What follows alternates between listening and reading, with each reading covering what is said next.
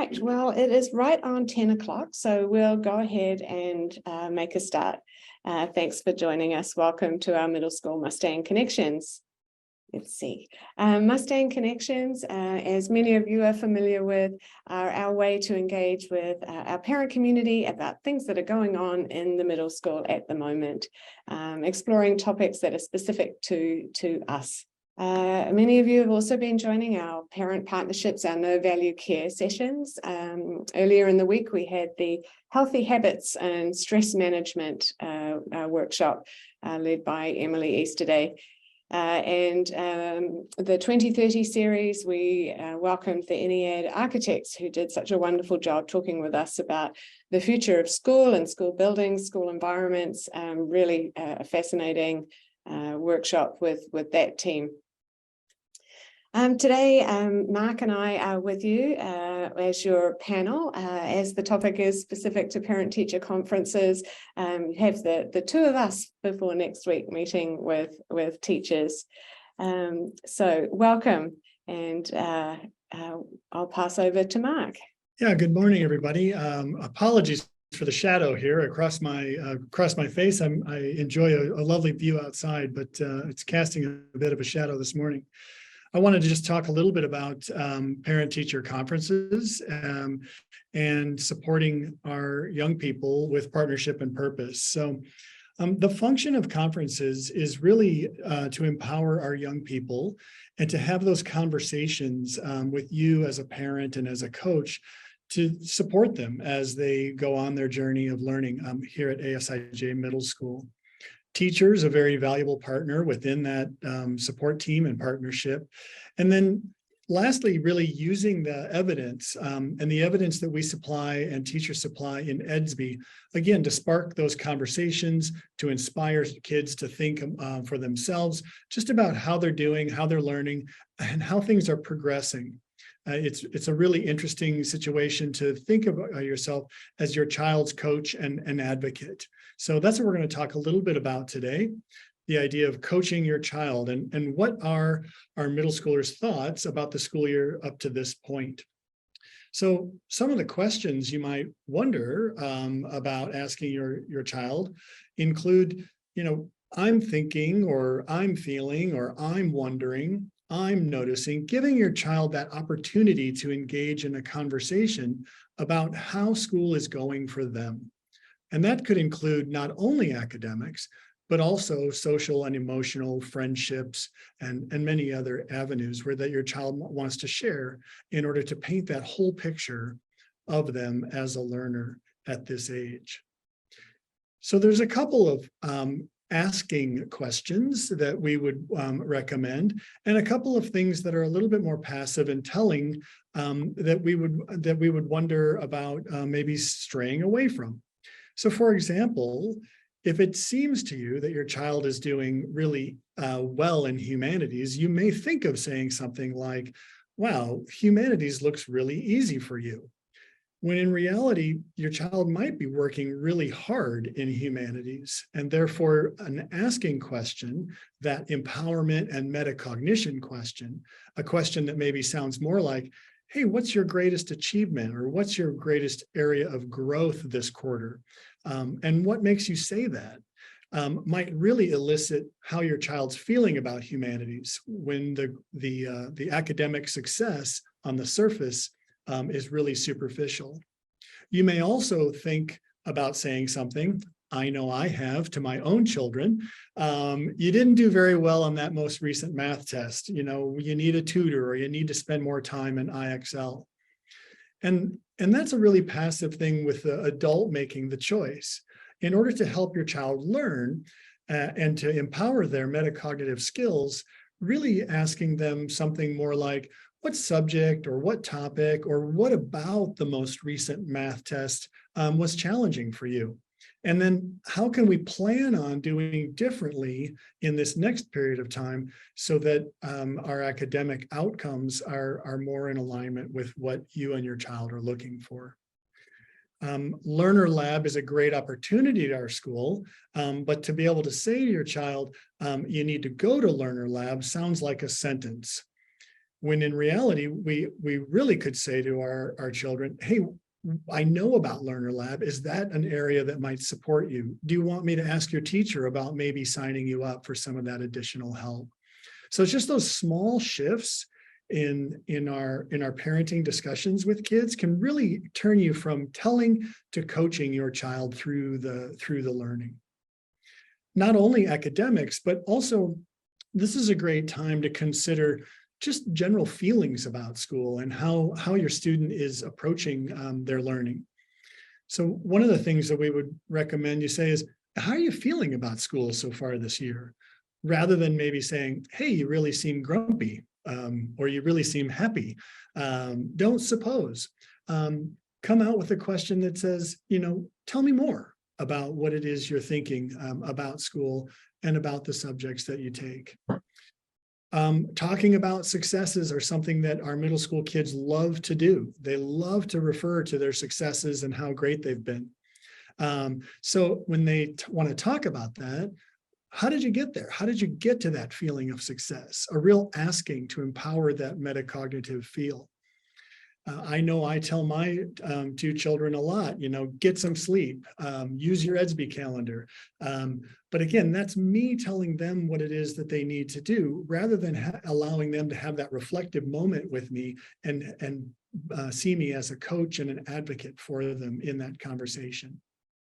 Relationships are a really key part of education, especially in the middle school. And we as parents sometimes can helicopter over our kids by saying things like, don't sit next to Bobby, he's distracting, or gosh, Miss Curtis is a great choice for a friend, go be friends with her. When in reality, one of the things that kids want to talk about are relationships, good ones and not so good ones. And we want to be able to coach them through those periods to be able to help them make those decisions. So when you're thinking about our upcoming conferences and getting ready to go into them next week, some of those types of asking conversations might really elicit awesome conversations with your learner. Thanks, Mark. Yes, I think we all have had those conversations with our young people, with our middle schoolers that go a little bit like, how was school today? Good. Do you have any homework? No. So trying sometimes to engage kids in that metacognitive thinking, to have them share with them their thoughts and feelings. Often kids make sense through talking things through. It's not until they share with somebody else what they're thinking that those thoughts become clear to them. It's often when they talk with an adult that they gain more kind of fortitude or more belief in what it is they need to do next. And if it can come from them rather than from us, we really are supporting that metacognitive process and helping kids to feel empowered. So perhaps even before you look at ASIJ together, having a really great conversation with your child, trying to listen to what they have to say. And then we can look at the evidence in ASIJ and see how accurate is that thinking. So just a refresher, I know we've talked a lot about ASIJ, but we use ASIJ as a formative feedback tool. The really great thing about this time of year is that we haven't published a report card. We've sort of prompted, have a look at ASIJ at this time, but all of the information in ASIJ is formative. It lets you know where your child is now, and it helps us to adjust. And right at the mid-semester mark, having these conferences right now is a really great time to talk about student learning, because there's still plenty of opportunity for learning and growth as we go toward the report card. So you will have, whoops, I think I missed a slide there. Talking a little bit here about what kids think about ASIJ. I had a couple of focus groups with kids, hearing from them. How are they using ASIJ? How can we improve the way it supports them? And what are they noticing about the way they use it? I just highlighted a couple of things. I'll let you have a little read over as well. But one of the things that struck me is that many students talked about the fact that They always go over the comments that their teacher makes on their work in class, but they also look at it again later. So I think sometimes in class, there's a lot of interaction going on. They're getting their work back. They're maybe just processing the results rather than thinking about the feedback. But kids talked about the fact that when they go home, they look at it again and then they think about how they can do differently or what questions they might have.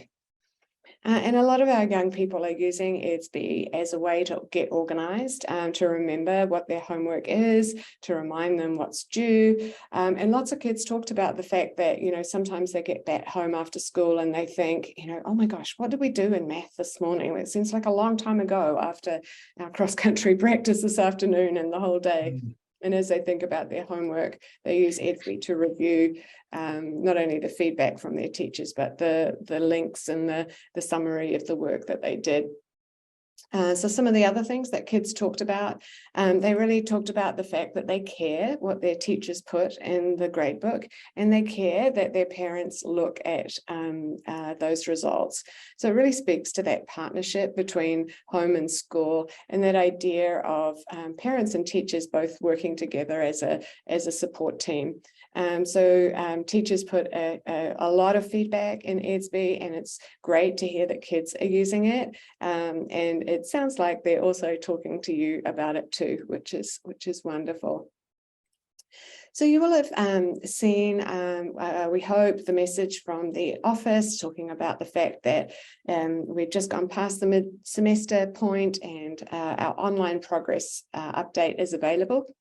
If you haven't yet taken a look, you can go into ASIJ, and underneath the list of your child's classes, you'll see the box there that says View Progress Report. Now, while we don't call it a progress report, that's how it's labelled in ASIJ. And what it serves to do really is to pull together all of the comments and results that your child has received so far this semester and put it into one document that you can scroll through by class, looking at all of the feedback. So we suggest that you take a look at that alongside your child. This is an example of some feedback provided by one of our 7th grade teachers. And it might start to prompt questions. So, for example, this child did a really good job as the judge in the outsiders trial. So you might ask, tell me about the role of the judge. What did you do so well? It sounds like you did a great job. Tell me some more about that. So ASIJ is a way to spark conversations and to share celebrations with your child. And there might be some things that you're wondering about, wondering, what do you think your teacher means when he says, add more depth to your work? Does my child understand that? Do we need to talk about that a little more? Is this something that I might want to talk with the teacher about along with my child at the conferences? So we hope that the feedback and the comments, the results give you a way to engage your child in conversation. So you're not having those, how was school? Good type conversations. Instead, you're able to ask some more specific questions that help your child to know that you understand what's going on in class, that you're interested, and you are able to ask some of those more specific questions and share with them some of their celebrations. So really what we're fostering here with students is that metacognitive assessment. In elementary school, we are more inclined to tell students what to do. When we get to middle school, we're beginning to coach them more so they can be more independent. By the time they get to high school, they should be able to make these decisions much more themselves, and onwards into college, where they're nearly completely independent. So how do we help students to be metacognitive? It's really this idea of accurate self-assessment. So starting with celebrations, so that you can recognize with your child, here are some things that it looks like you're doing really well. These often give us insight into the child's mindset. Are they able to celebrate with us? Or are they, still feeling a little uncertain in what their areas of strength are? We never want to miss that what we call the success analysis, because if we can help kids to know why they were successful and what went well, then they're more often able to repeat it. So sometimes that's a conscious process that we need to go through with students. What went well? Why did it go well? What do you see as your strengths? How can you leverage those strengths? Builds great self-assessment and self-efficacy. And then we do want to start talking about, what do you see in terms of accuracy? So is your child saying to you, telling you that they're doing great in math, and then as you look in ASIJ, you think, oh gosh, I'm not so sure that's the case. Are there some things I want to ask my child about? Hey, you say that you're doing a really, really great with your homework, but I see a few things missing here. Can you tell me a little bit more about that? Or conversely, students will sometimes tell us, oh, I'm not very good at reading. And when you look at the gradebook, you can say, actually, you are. You need to have more confidence in that skill. Look at the great things your teacher's saying. So middle school is a great time for helping kids to use more concrete evidence to make accurate self-assessments. And then, of course, as we go into the conferences, if the child really doesn't understand what they need to do next, what their level of achievement is, then those are great things to talk about with the teacher. I put in a little quote here from John Hattie. John Hattie is a famous educational researcher who talks about what he calls impact size, and he's gathered a huge amount of evidence over time to say what has the biggest impact on student learning. He's done lots of micro studies and looked at thousands of pieces of data. And one of the things, he talks about two things as having really high impact size. One is feedback. Students, whether they receive a result or not, doesn't really matter, but the feedback they get is what improves the learning. And this piece that when students become their own teachers, when they can use that feedback and accurately self-assess, then the impact size on their learning is actually huge. It's one of the biggest things that impact student learning. And obviously that makes sense. If a child doesn't know what they're doing well, doesn't know their next steps, then obviously they're most unlikely to be able to take those steps. But the better they get at being able to accurately self-assess, and means that the better they are at becoming their own teachers and being better learners. Thanks for that, Pip. I'm wondering if, before we get into the logistics of conferences, if any of the audience members have questions or comments about just thinking about that coaching role as a parent, thinking about how to utilize some of those sentence starters, how to think about your child's metacognitive success analysis to be able to really provide for better learning and how to move forward. If you have any questions at this time, I'm not sure we can do that. Can we pop it into the chat? Is that possible? Yes, we should be able to see chat and also in the Q&A function, and we can upvote things there. Yeah, thanks, Mark. A good encouragement for me to pause for breath. I could talk about metacognition and that sort of thing all day long, but let's hear what folks would like to talk more about. What questions might you have about this topic? If we don't have any questions at this time, I'll happily talk a little bit about the logistics of conferences. Hopefully you've all signed up for our parent-teacher conferences. Today is the last day to be able to do that. And so our conferences are Monday and Tuesday and a half day of Wednesday of next week. And you have basically 10-minute slots with each teacher of your student. And I think it's really important to have a preparatory talk with your child about conferences. We do want you to bring your student to the conferences. We'll talk a little bit more about that in a second. And setting them up for that success is really key. So what do you need to talk about? Well, I think you need to discuss with your child, obviously, some of the evidence that Pip mentioned, and a lot of that's found in ASIJ. the feedback from teachers, and that type of thing, all found in that mid-semester progress update. You'll also want to have some follow-up questions with your child, in other words, hey, I see you did really well on that. What would you like to tell your teacher about that? Or what skills and attributes did you really dig deep into in order to achieve that level of success? Or what do you need to work on more the next time around? It's also a great opportunity to let the teachers know something about your child. That doesn't necessarily mean private disclosure of information, but something like, I find my child doing a lot of homework, or I find my child doing not enough homework, or I find my child really having a hard time closing their laptop at night, and having those types of discussions. The partnership that you build during parent-teacher conferences with your child's teachers is really critical. So we want to maximize the use of that time, and we want to be able to actually have people do a little bit of pre-thinking about that. And there, you also might want to think about the competencies, and we'll talk about that in just a second on the next slide. So as you know, ASIJ is developing our portrait of a learner, and we're really crafting and implementing that across N12, across the entire school.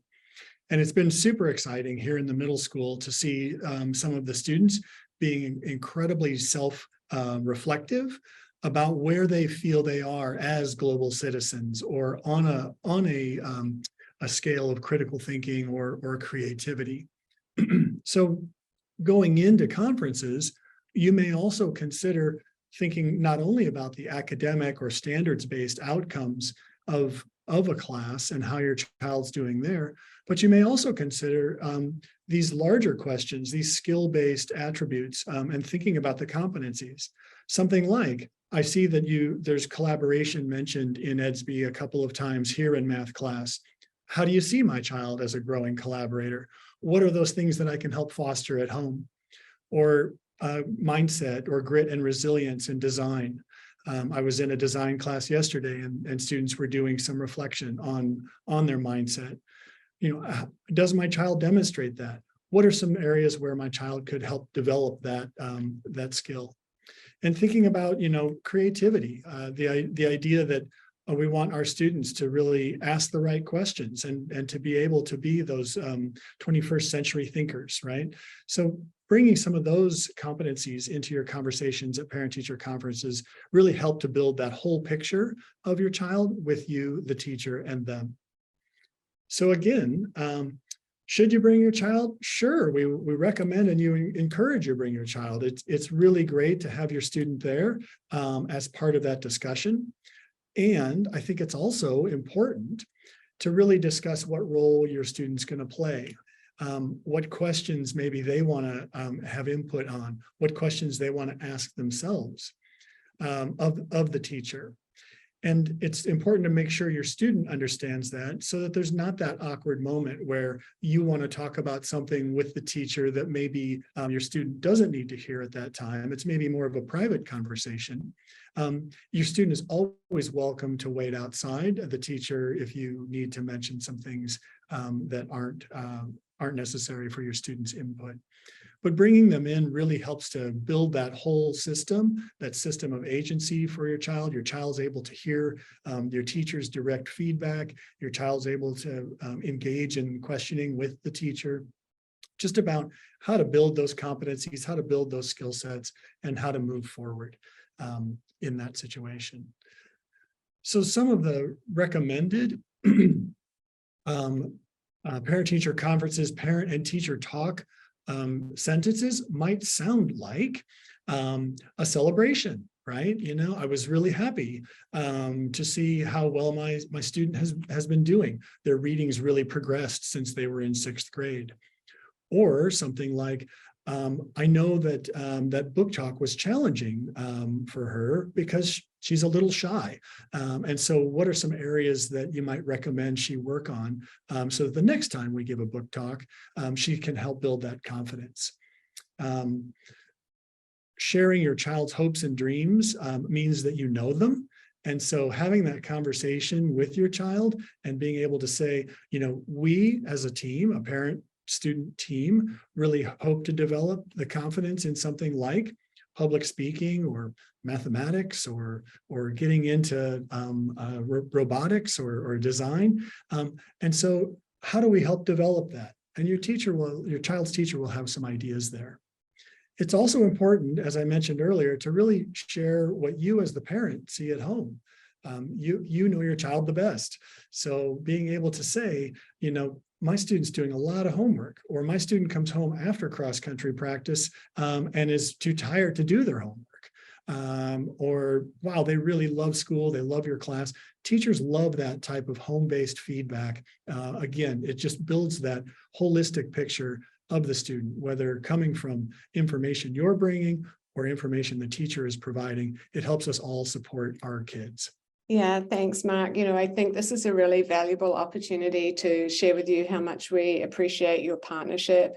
We know we have some phenomenal teachers in our middle school. They're experts in middle schoolers, they're experts in their subject area. They often see hundreds of middle schoolers a year, and over, often 20-year careers, have known a lot of middle schoolers. So they're real experts. But to have you all come along, you're the expert in your particular child, and no one knows them better. And for our teachers to learn what the discussions have been at home and how your child is managing the school year with all the busyness and that they have in their lives is super valuable to us. Because together, teachers and parents are an amazing support team for children. So we very much value this opportunity to have you all in the school next week and to have those conversations. I think today we hope we've shared some ideas for those coaching conversations. I know conversations with middle schoolers can be a little bit awkward as they develop those thinking patterns, as they learn to express themselves, as they learn to accurately self-assess. More and more our students are, the children in middle school are able to tell you, what they think their strengths are, what their areas of growth are. And so we're better able to partner with them. And the more often they communicate this with you and with their teachers, the more powerful the learning. So thank you in advance for coming along next week. And what questions might you have about conferences, about some of the things that we've shared today? Encourage you to pop those questions in the Q&A. It might be practical things about conferences as well if you're new to the school or haven't joined with us for conferences before. I'll give a few moments for you to do that as we wrap up today. We do really encourage your questions. Mark and I are both obviously available during parent-teacher conferences if you wish to reach out and schedule an appointment with us or the counsellors. I know for the most part you'll want to speak just with your child's teachers, but we'll also be around as well, of course. All right, well, I don't see any questions popping up, so we'll say goodbye for now. We're about to head out onto the playground for lunch duty in this beautiful fall weather. Thank you all for joining today, and we look forward to seeing you next week. Bye for now, everybody. Thank you.